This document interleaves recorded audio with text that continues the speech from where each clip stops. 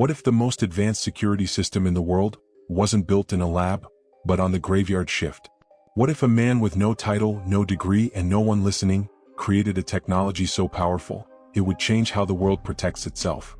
Welcome to a story about silence, about vigilance, about a man named Malcolm Raye, a night security guard in Nevada, quietly watching when no one else did, and how that watchfulness turned into a global innovation called Nocturne. If you're into stories that reveal the power of the overlooked, the brilliance of the underestimated, and the kind of innovation born in the shadows, you're in the right place. Before we dive in, make sure to like this video and subscribe to the channel for more powerful stories that move beyond the spotlight. And we want to hear from you. Drop a comment below. Tell us what stood out to you most about Malcolm's journey, or share your own story of being underestimated. You never know who it might inspire. Now, settle in, because this is the story of a man the world forgot, until it had no choice but to remember. Disclaimer: this story is a work of fiction.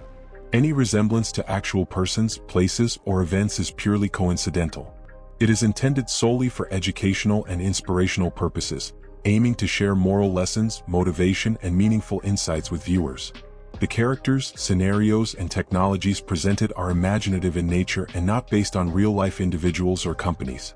Viewer discretion is advised for those seeking factual or documentary content. This story was created to inspire reflection, growth, and a deeper appreciation for the value of persistence, innovation, and unseen labor. In the quiet deserts of Nevada, a humble night security guard named Malcolm Raye patrols forgotten corridors while the world sleeps. Overlooked by day and invisible by status, Malcolm begins to notice what others miss: the silent flaws in the very systems meant to protect. Driven by instinct and sharpened by years of solitude, he designs a groundbreaking sensor-based security network called Nocturne. What begins as a quiet act of necessity slowly transforms into a global revolution in safety and surveillance. But this isn't just a story about technology, it's a story about being underestimated, about the dignity of unnoticed work, and about how greatness often rises from the shadows. Through patience, wisdom, and a deep respect for the power of silence, Malcolm changes not only the security industry, but the way the world listens. This is the story of a man the world forgot, until it had no choice but to remember. The sound of the desert wind scraped softly against the tall glass panes of the Marotech corporate complex in Reno, Nevada. It was just past midnight. Most of the building was submerged in darkness, its corridors lit only by cold emergency lights and the occasional green blink of security sensors. Inside the marble-floored lobby, behind a polished wooden desk, sat Malcolm Raye, quiet and still like a sentinel carved from stone. Malcolm's dark eyes moved with intention, scanning the security monitors in front of him, watching camera feeds that looped the same uneventful footage over and over. His navy blue uniform, stitched with a simple security badge, seemed to absorb the pale glow of the screens. His posture was relaxed but not casual, alert but not tense. He had done this job for nearly 9 years and he was good at it, not that anyone ever asked. The world saw Malcolm as a fixture, not a man. Day shift employees passed him with half-hearted nods or empty good mornings. Managers who arrived early or stayed late offered him coffee sometimes, but never conversation. He had become part of the background, as unnoticed as the vending machines or the humming lights overhead. But Malcolm was always watching. He kept a small notebook in his back pocket, the cover faded and the pages bent at the corners. He wrote in it every night, not out of habit but out of precision. Each page was filled with dates, times, and notes scribbled in tidy handwriting. East wing stairwell sensor delayed by 2.3 seconds. Camera 7 in loading dock flickers when wind exceeds 20 miles per hour. Third floor side door latch not aligned. Vulnerable to pry bar. He had never shown the notebook to anyone. He wasn't writing to impress or to complain. He was collecting patterns, anomalies, weaknesses. Not because it was his job, but because he couldn't help it. Malcolm had once walked a different path. Long ago, before life rerouted him, he studied electrical engineering at a university in the South. He had a mind wired for systems, how they worked, how they broke, how to improve them. But his mother fell ill and he returned home to care for her. Tuition lapsed. Life moved on. One opportunity closed and another never opened. Now, decades later, he worked in silence while younger men clocked in with degrees and titles and climbed ladders Malcolm had never been invited to see. Tonight, like every night, Malcolm's ears caught a faint click near the back hallway. He rose from the desk, his heavy boots soft against the lobby floor, and moved toward the sound without hesitation. His flashlight beam cut through the hallway darkness. He passed framed corporate awards and motivational posters with empty slogans. At the rear entrance he saw it, a door that hadn't sealed properly. It looked closed but wasn't locked. He reached out, pushed gently, and it opened with a sigh of stale air. He clicked his tongue once and reached for the small wrench he kept clipped to his belt. A temporary fix, one he had done too many times before. This door was one of many flaws he had catalogued. As he worked in the dim light, a gust of desert wind slipped in, rustling the corners of a newspaper left on a nearby bench. Malcolm paused for a moment, watching the paper dance like a warning or a whisper. Then he tightened the bolt, secured the frame, and closed the door with a final click. On his way back to the front desk, he stopped by the break room. The hum of the refrigerator and the smell of stale coffee welcomed him like old friends. He poured a cup anyway and leaned against the counter. The moonlight cast long shadows across the tile floor. Malcolm pulled out his notebook again. He flipped to a fresh page and wrote, "Rear entry door. Latch fails under temperature shift. Wind triggers soft disengagement. Risk level, medium. Fix not authorized." He tapped the pen against the edge of the notebook, thinking. Then he flipped to the back cover where a torn napkin was taped. On it were rough sketches, circuits, sensor diagrams, a logo he had drawn months ago. The name Nocturne was scribbled underneath. A security system that thought like he did. Watched what people missed. A system that never slept. He closed the book, finished his coffee, and returned to his desk. Outside, the desert was quiet, but the wind had picked up. Malcolm watched the cameras blink, one by one, and he listened. He always listened. The next night unfolded like so many others. Malcolm Raye arrived just before sunset, as the last of the office workers filed out with tired eyes and phone-glued hands. The glass doors hissed shut behind them, locking the day world away. He nodded to the departing evening guard, a younger man named Sergio, who handed off the keycard and gave Malcolm a half-smile before vanishing into the parking lot. Malcolm didn't mind the solitude. In fact, he preferred it. Solitude had a rhythm, a quietness that let him observe everything the world was too loud to notice. At precisely 8:30, he began his first walk of the night. He always took the long route. Through the front lobby, past the executive offices on the second floor, down the maintenance corridor, then around the loading dock and side entrances. Tonight, the second floor lights flickered. Again. He paused, watching them shiver like weak stars overhead. The sensor was clearly faulty. He made a note in his notebook and continued walking. As he rounded the corner toward the storage rooms, he noticed the shadow shift just a little too quickly. He stopped. The door to the electrical room was open, just slightly. It should not have been. Malcolm stepped closer, listening for movement. Nothing. His hand hovered near the radio on his belt, but he didn't touch it. Not yet. He pushed the door fully open and scanned the small room with his flashlight. Empty. But something was off. A screwdriver lay on the ground and one of the wall panels had been pried open. Someone had been tampering with the fuse box. He exhaled quietly through his nose. The following morning, after filing a basic incident report that would almost certainly be ignored, Malcolm waited until the day shift supervisor, Mrs. Traynor, arrived. She was in her mid-40s, all business and coffee breath, already answering emails before she reached the front desk. "There was a break-in attempt last night," Malcolm said calmly. She blinked. "What?" "I found a door open that shouldn't have been. Electrical room. Someone got into the panel. Could have been a kid or maybe someone testing access points." She frowned. "And you have footage?" Malcolm nodded. "Camera 2's angle isn't good, but the timestamp shows the door opening and closing. No one was scheduled to be inside. I logged it." Mrs. Traynor sighed and rubbed her temples. "I'll notify facilities. But we've got a full system review next month. We'll let the third-party team handle it." He resisted the urge to press further. He had seen this pattern before: dismiss now, react later. It was the kind of thinking that got people hurt. Or worse. Back at home in his small trailer on the edge of the city, Malcolm sat at his workbench surrounded by old circuit boards, wires, and scavenged components. His hands moved with practiced care, soldering a motion sensor to a basic processor, then testing the feed through a monitor he had rigged out of a discarded tablet screen. Nocturne was growing. The sensor he was building could detect more than just motion. It read thermal fluctuations and minor vibrations in air pressure, the kinds of subtle changes that standard systems ignored. He had already mapped out how to link them through a central module that would report everything to a phone app. All it needed was a network, and the chance to prove itself.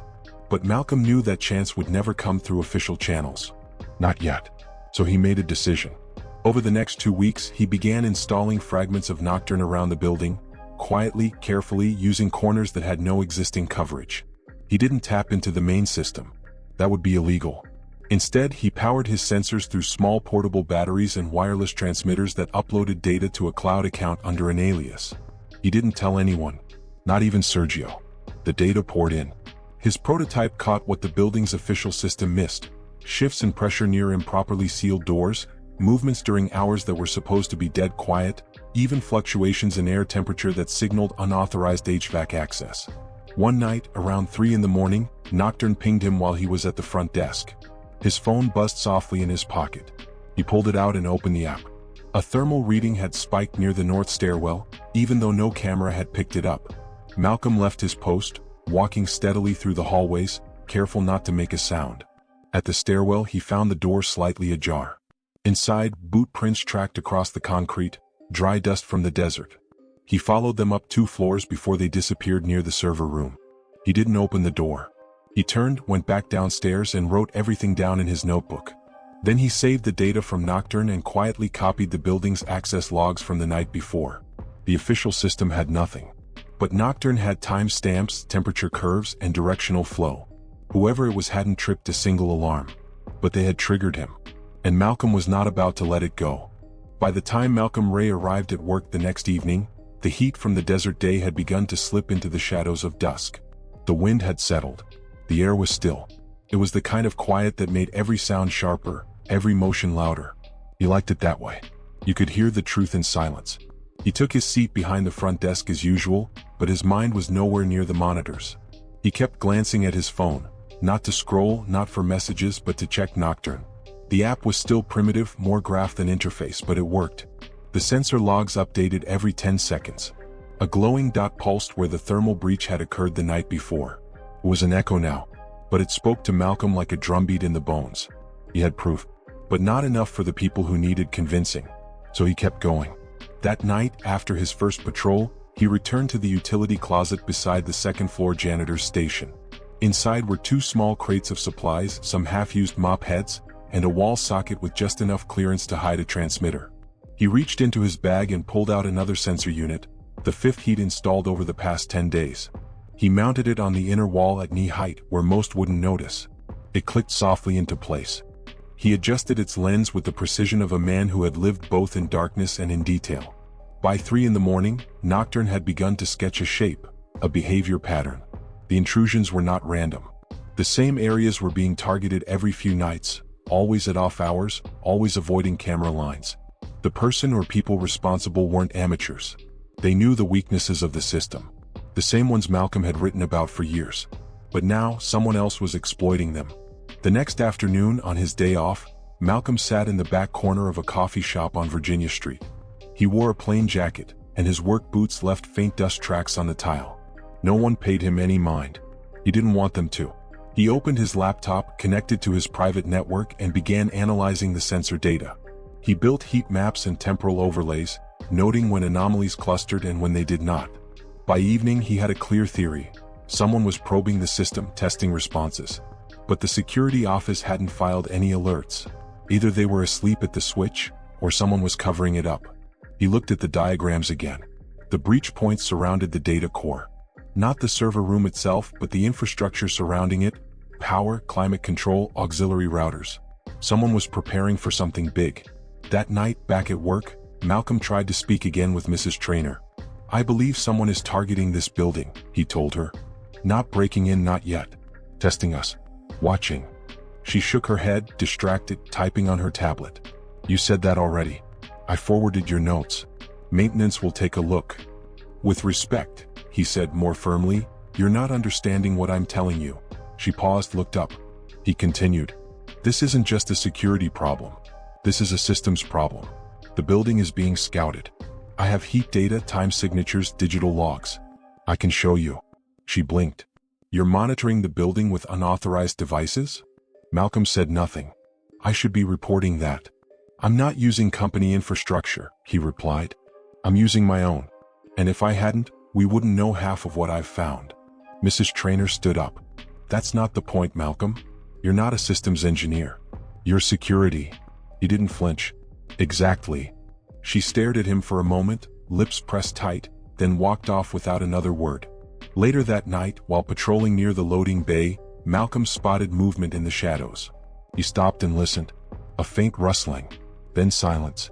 He slipped behind a pillar and waited. After several minutes, a figure emerged near the edge of the east fence. The shape was lean, fast-moving, wearing dark clothing and gloves. No visible tools, but the stance was familiar, practiced, methodical. The intruder scanned the yard, then dropped into a low crouch by the utility junction box near the perimeter. Malcolm reached for his phone and tapped a button on the Nocturne app. The sensors came alive. Temperature spike, vibration, light pressure on metal casing. All of it logged, captured, and stored. Real-time tracking. The intruder worked for less than 30 seconds before vanishing into the dark again, slipping over the fence with the ease of a fox avoiding a trap. Malcolm stayed still until the last sound of gravel crunching faded into silence. Then he stood. He didn't need to chase. He didn't need to fight. Nocturne had seen everything. The system was no longer a concept. It was alive. It was working. And it never slept. The wind howled across the flat Nevada plain like a restless spirit, stirring dust into spirals beneath the pale amber of the parking lot lights. It was just after midnight when Malcolm Raye took his seat behind the front desk. The hum of the ceiling fixtures buzzed faintly overhead, a constant reminder of how silence in buildings like this was never total. Tonight, everything had changed. In his chest, a quiet storm churned. Not fear. Not anxiety. Something deeper. Purpose. Nocturne was no longer just an idea born of frustration. It was evidence. Witness. It saw what no one else could. And now it was speaking clearly. He opened his laptop, launching the app he had written line by line in the months no one knew he spent building. Colored arcs mapped out the building in a schematic. Red pulses for heat, green for air pressure shifts, blue for movement. The east wing flickered orange for a few seconds, then settled. He leaned back, watching. The intruder had returned 3 times in the last week. Each time more confidently, as if their scouting was complete. But tonight there was a difference. The pattern had changed. At 3:15, an alert whispered across the screen. South corridor, 3rd floor. Unscheduled motion. Then a second alert, milliseconds later, secondary vibrations near the fiber conduit. Not near an entrance. Not near a door. Inside. Malcolm moved. He left the front desk without a sound, taking a side stairwell, flashlight in hand but turned off. He trusted Nocturne. The app whispered silently from his pocket. Red pulse. Orange flicker. The signal was strong and growing. As he reached the 3rd floor, he slowed, sticking to the wall. Down the hall, just beyond the frosted glass of the IT suite, he caught a glimpse of motion. A figure hunched low by the base of the wall panel, tools in hand. Malcolm stepped forward, slow and steady, until his voice broke the silence. Step away. The figure froze. He could see now, a man in tactical black, masked, no identification. The man bolted, sprinting down the hallway, slamming into the emergency stairwell door. Malcolm chased.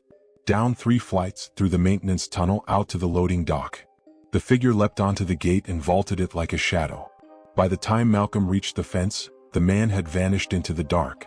He didn't follow. He didn't need to. Back inside, Malcolm called it in. This time there would be no brushing it off. He made his report. Security breach. Visual contact. Suspect escaped. But what he didn't mention, at least not yet, was that every step of the event had been tracked and logged. With pinpoint detail. An hour later, as dawn began to bleed into the edges of the desert sky, Mrs. Traynor arrived early, called in by the report. Her expression was stiff, jaw locked as she entered the security office. You saw him? Yes, Malcolm said. And you didn't detain? He was armed with tools. Possibly carrying a weapon. I made the decision not to escalate. She stared at him, then nodded slightly. We'll be contacting the police. I'll have the footage pulled from the system. Malcolm tilted his head. Your system didn't see him. He came in through an internal crawlspace. The cameras didn't register movement until he hit the hallway. By then he was nearly done. She folded her arms. Then how did you find him? He reached into his bag and handed her a tablet. The Nocturne interface glowed softly on the screen. Live maps, alert logs, and a replayable sequence of the intruder's movement path shimmered in detailed overlays. Mrs. Traynor's mouth opened slightly. What is this? My system, Malcolm said. It's been monitoring the building through independent sensors. I installed it when I realized our coverage had gaps. It's tracked the last 3 breaches. Tonight was number 4. You built this? Yes. Her fingers tapped the screen, uncertain, then faster. She flipped between views, temperature sensors, time-stamped motion charts, alert histories. This is industrial-level surveillance. He nodded. Designed for real-time detection and predictive behavior modeling. It logs minor deviations in environment, pressure, light shifts. Things most systems ignore. Why didn't you bring this forward before? I did. In the form of years of incident reports and ignored maintenance requests. You all thought I was being overly cautious, so I stopped reporting. I started building. She didn't respond, just kept watching the footage. The moment the intruder touched the wall, the flicker of heat, the vibration spike. When she finally looked up, her face was unreadable. You said this system is yours? Yes. I call it Nocturne. It runs on a decentralized cloud and doesn't rely on main power. Each unit works independently. If one fails, the others continue. She stared at the screen. Then, in a voice far quieter than usual, she said, "Would you be willing to demo this to the regional director?" Malcolm didn't hesitate. Yes. She left without another word, but her footsteps were different, quicker, more deliberate. He sat down again behind the front desk, eyes on the monitor, though he no longer needed it. Nocturne was watching. And the world was about to see what it meant to have a system that truly never slept. The meeting took place 3 days later, in a sterile conference room on the upper floor of the building. Thick carpet. Long glass table. Beige walls humming with air vents and fluorescent lights. Malcolm Raye sat at one end, dressed in a clean button-down shirt and slacks, his steel-toed boots freshly wiped of dust. At the other end sat Amanda Hartley, regional director for Westline Holdings, the company that owned the office complex. She was accompanied by 2 security analysts and a consultant whose badge read, Technological Integrity Specialist. They looked at Malcolm the way some look at a mechanic who claims he built a jet engine out of spare parts. Mrs. Traynor, seated beside him, broke the silence. This is Malcolm Raye, our senior night security officer. He's requested the opportunity to demonstrate a private system he developed independently, which we believe has already prevented a critical breach. Amanda Hartley raised an eyebrow. A private system? Unauthorized surveillance. Privately owned, Malcolm said, meeting her eyes. Not linked to the company's infrastructure. I followed the law. I placed passive sensors to monitor environmental anomalies and blind spots I identified over the past year. The footage is stored off-site, encrypted and protected. The consultant leaned forward. And what exactly does the system do? Malcolm stood. It listens when others sleep. He tapped a key on his laptop and cast the app onto the room's projector. The wall lit up with the layout of the building, pulsing with faint lights. He played the footage from 3 nights ago. This is the moment the intruder entered through a utility crawlspace, avoiding all cameras. The pressure sensor here, he pointed, registered a 38% increase in air displacement. Temperature rose by 2 degrees Celsius. Then motion tracked across 6 zones. The room fell quiet. The footage played on, a ghostly heat trail sweeping through the hallway. Then the moment when Malcolm appeared behind the intruder just before the man escaped. You identified this in real time? Amanda asked. Yes. I was notified through a secure app one built. It gave me location, timing, and predicted movement paths. Predicted. He switched views. A colored projection overlaid the hallway, showing directional flow and data analysis. The system doesn't just track. It learns. Each breach improves its accuracy. The more activity it sees, the more precise its predictions become. The consultant scratched his chin. What you're describing is a decentralized behavior mapping network. What platform did you use to build it? None, Malcolm said. I wrote it from scratch. My background is in electrical engineering. I never had the degrees to prove it, but I spent years learning, building, troubleshooting for private firms before I took this job. Night shifts gave me time to think. And time to listen. Amanda Hartley leaned back in her chair, her eyes unreadable. Why didn't you bring this forward sooner? Malcolm met her gaze. I did, in every incident report that no one read. I've worked here 6 years. I've logged repeated system failures, false alarms, camera blind spots. Every time I mentioned it, I got told to leave it to the experts. So I stopped writing and started building. Amanda's fingers drummed on the table. And what's your goal with this system? Selling it? Licensing it? No. My goal is safety. I've seen how people suffer when systems fail. I grew up in a neighborhood where the alarms never worked and no one came when the sirens wailed. I believe security should be proactive, not reactive. That's what Nocturne is. She nodded slowly. I want to test it, she said. Under observation. Bring in a third-party team. We'll install it temporarily in one of our Tier 1 properties. If it performs as you say, we'll talk about expansion. Malcolm nodded once. The meeting ended with polite handshakes, but none of them could mask the undercurrent in the room. Something had shifted. They no longer looked at him like a man guarding doors. They looked at him like a man building them. That night, back at the complex, Malcolm stood on the rooftop as the city lights pulsed in the distance. His phone buzzed with alerts from Nocturne, tracking heat shifts and late deliveries. Nothing suspicious, just the ordinary chaos of the night. But now he wasn't alone in listening. He stood there for a long time. Below him, the building glowed quietly, watched by sensors that didn't blink and didn't sleep. He looked up at the stars, unblinking in their watch above, and felt a small but steady echo of pride. Not arrogance. Not ambition. Validation. The system had a voice now. And so did he. 3 months passed like a slow wind through the dry Nevada basin. Not loud. Not sudden. But constant. And with it, change began to settle around Malcolm Raye like dust on desert boots. The trial of Nocturne at the Tier 1 property was quiet at first. Just a few sensors, a short-term contract, and strict oversight by the corporate tech team. But within 2 weeks, the chatter began. Not because something broke, but because nothing did. No false alarms. No missed breaches. No unexplained alerts. The system simply worked. Malcolm had built it to be invisible, to watch without interruption, to track without disrupting.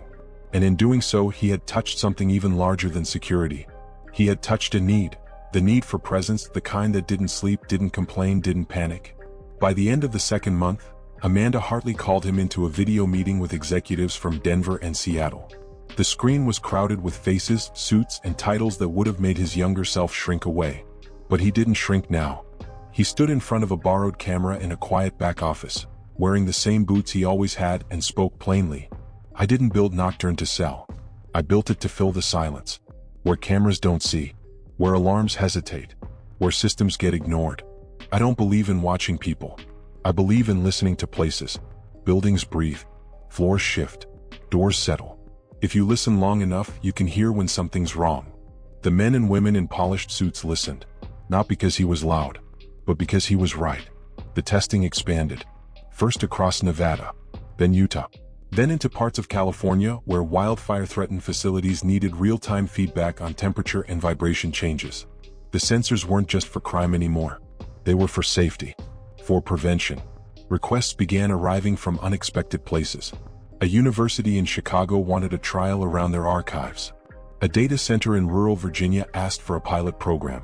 A museum in Oregon. A hospital in New Mexico. By the 4th month, Westline Holdings made him an offer. Not just for a license but for partnership. They wanted to buy Nocturne. He declined. He would lease the system. He would work with their engineers. But he would not sell it outright. This wasn't built in a lab, he told Amanda in a quiet moment after the offer. It was built one night at a time, during years when no one remembered I existed. It doesn't belong to a company. It belongs to the idea that the smallest voice in the room still sees something the others miss. She didn't argue. Instead, she extended something better. A position. Head of Night Systems Innovation. No college degree required. No resume rewording. Just trust built one night at a time. Malcolm didn't move into a bigger house. He didn't buy a flashier car. He kept working nights. Because nights were honest. Nights didn't pretend. They just waited to be listened to. But change came anyway. He was invited to speak at tech summits. Quietly at first, then more publicly. Interviews in journals. A small documentary crew from Toronto followed him around one evening at the complex. They asked him what his favorite sound was. He answered without thinking. The moment before something goes wrong, he said. There's a hush to it, a breath the building takes, like it's warning you if you just slow down and hear it. They used that as the opening line for the documentary. The man who heard the walls. The phrase stuck. Soon after, a security firm in Tokyo requested a consultation. Then a private installation in a vault beneath Switzerland. An NGO in Nairobi asked for help protecting water monitoring stations in remote regions. They had heard about Nocturne. And about the man who didn't build it to sell, but to see. Malcolm Raye didn't go viral. He didn't trend. He endured. And that made all the difference. One night, back at his original post, The old office complex in Reno where it all began, Malcolm stood alone on the rooftop. The lights below blinked in even patterns. The sensors pulsed softly in his phone. Beside him was a new security officer, young, nervous, full of questions. Malcolm handed him a tablet. "Watch the patterns," he said. "But listen to the gaps. Most people stare at the screen. But the truth hides in the quiet." The young man nodded, unsure but listening. That was enough. Malcolm turned to face the night again. The wind moved quietly across the rooftop, brushing his coat. The stars watched from above, and Nocturne watched from below. A system built by a man no one expected, now guiding a world that had finally learned how to listen. The first time Malcolm Raye stepped onto the stage at the International Security and Systems Conference in Berlin, the room was so quiet it felt like midnight. Hundreds of experts, engineers, executives, field officers, and developers had filled the hall. They came from cities that sparkled with glass towers, from bunkers buried beneath government courtyards, from factories that never slept. Most wore polished suits and held sleek devices. But they were silent now, waiting for a man who still wore steel-toed boots and a weathered wristwatch to speak. The projector behind him lit up. No animations, no branding, just a single phrase, "Let the building speak." Malcolm adjusted the microphone, his voice calm, low, the same way it always was during the long hours between midnight and dawn. Security is a conversation. But for too long it's been one-sided. We install devices to watch people. We assign guards to monitor screens. We wait until something breaks before we fix it. He paused, letting the stillness settle. But the buildings, the spaces we work in, store in, sleep in, they've been talking to us this whole time. We just never bothered to listen. He showed the first interface of Nocturne, not as an app but as a living network. One location at a time. One anomaly at a time. Vibrations no eye could see. Heat no hand could feel. Shifts in light and pressure that only silence could reveal. They watched as real-time footage showed the system adjusting, evolving. Every breach it prevented was a lesson learned. Every moment of quiet was a moment of study. This didn't come from a think tank, Malcolm said. It came from the graveyard shift. From nights when nothing moved except the air in the vents. From watching long enough to notice when the walls took a breath they weren't supposed to. In the front row, a woman from a Brazilian energy firm wiped her glasses. Beside her, an architect from Oslo leaned forward. "It started with a few sensors I made from scrap," he said. "I didn't have a lab. I had a workbench in a rented garage and a night shift that no one thought mattered." The screen shifted again, not to graphs or awards but to places. Schools, museums, shelters. Sites where Nocturne had been quietly deployed. No headlines. No press. But no break-ins either. He closed with a simple thought. The world isn't short on tools. It's short on listeners. We've built security systems that talk louder than the threats they're meant to stop. Maybe it's time to build systems that whisper. That watch without glare. That protect without pride. When he stepped off stage, the applause did not explode like fireworks. It rose instead like a tide, steady, strong, pulled by gravity deeper than sound. Later that night in his hotel room, Malcolm sat alone, not checking emails, not counting offers. He sat at the window, watching the streetlights of Berlin flicker in the cold. His phone vibrated once. An alert from a Nocturne unit at a school in Detroit. A minor pressure shift. A door slightly ajar in the maintenance wing. No threat, just a maintenance error. But Nocturne had caught it. And someone had listened. He smiled, the corners of his eyes soft. Back in Nevada, the office complex where it all began had been retrofitted with a newer version of Nocturne. But the old sensors, the originals, still ran. He kept them active on purpose. Not because they were better, but because they reminded him that the quietest things are often the most enduring. He was no longer invisible, but he had not forgotten the man who was. The one who built something out of being overlooked. The one who listened to silence until it spoke back. Now the world listened too. From Nairobi to New York. From Seoul to Sacramento. Corporations and governments. Schools and shelters. They weren't just buying a system. They were adopting a way of seeing. A way of guarding. A way of listening. Malcolm Raye never became a celebrity. He didn't want to be. He wanted something better. He wanted the world to know that a night shift wasn't just a job. It was a window. And sometimes, if you stood still long enough in the dark, you could build a light no one could ignore. The end. 7 moral lessons drawn from this story. 1. Never underestimate the quiet ones. In nearly every corner of society, we're taught to pay attention to those who speak the loudest, take up the most space, or walk in with polished resumes and glowing recommendations. But Malcolm Raye reminds us that true brilliance often hides in the overlooked. A man working night shifts, barely acknowledged in corporate reports, held within him an idea that would eventually protect thousands across the world. His quiet, consistent watchfulness was not a weakness. It was his strength. The lesson is this: greatness does not always announce itself. It listens. It studies.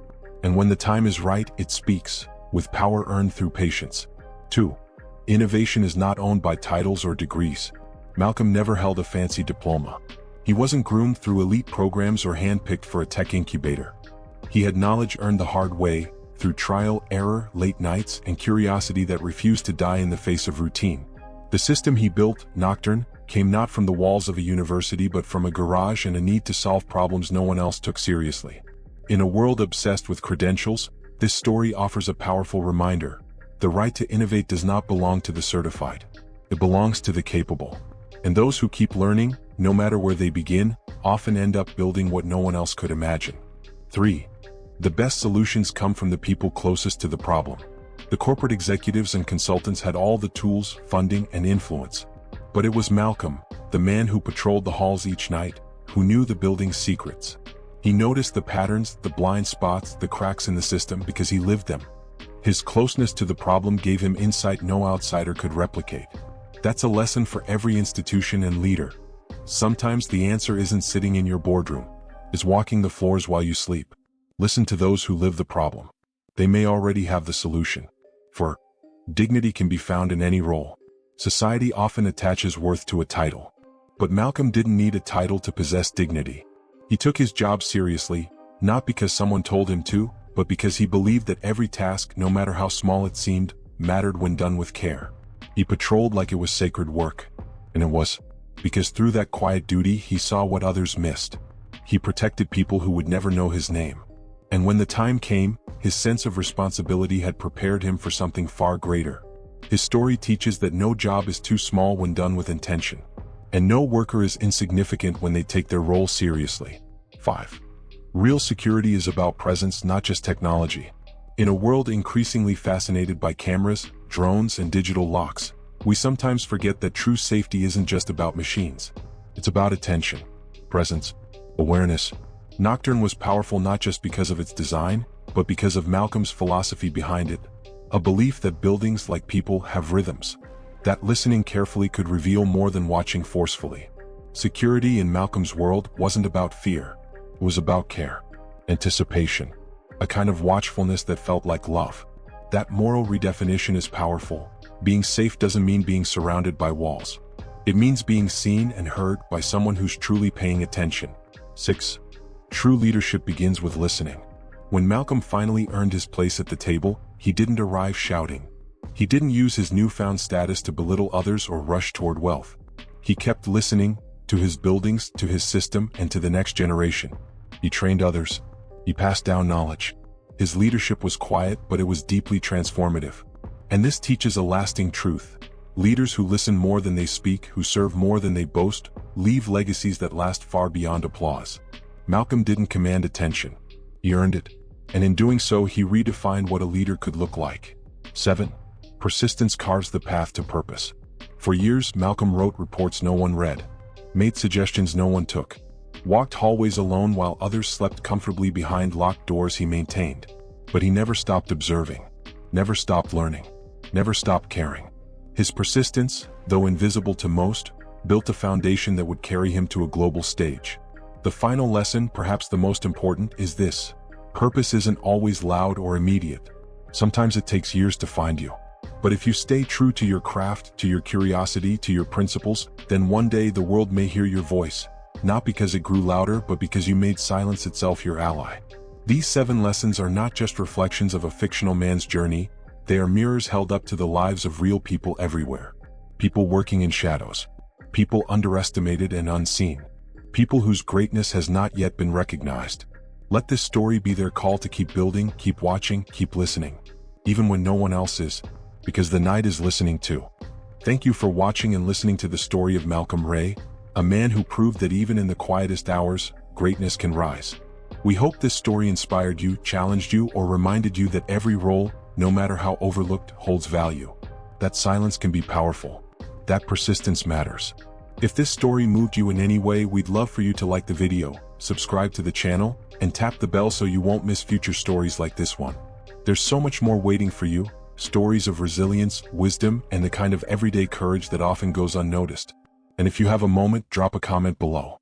Let us know what part of Malcolm's journey resonated with you most, or share your own story of being underestimated or rising from the shadows. We read every word. Thanks again for spending time with us. Until next time, keep listening, keep watching, and never stop believing in the power of quiet strength.